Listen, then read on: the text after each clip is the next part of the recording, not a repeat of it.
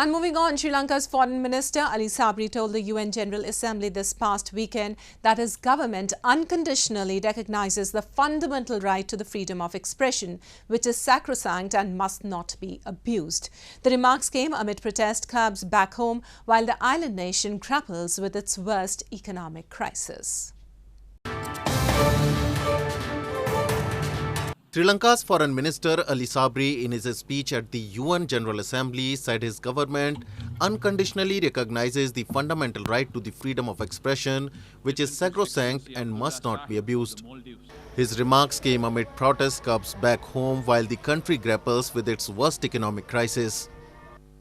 Local media reported President Ranil Wickremesinghe has taken a tough stance against protesters who forced his predecessor Gotabaya Rajapaksa to flee and resign, and ordered last Friday that demonstrations near key institutions, including his office, would be banned.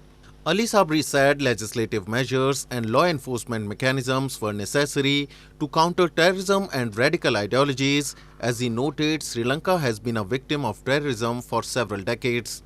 We unconditionally recognize the fact that one has the fundamental right to freedom of expression, which we all treat as sacrosanct. However, we also be appreciated that this freedom must be within the constitutional order and must be exercised having regard to one's fundamental duty to express oneself within the confines of the law.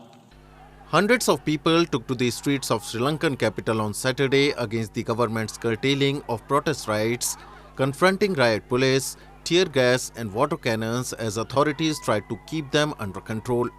The protesters were also calling for the release of pro-democracy activists who have been detained since they occupied key government buildings in July, as they demanded a change to the governance system.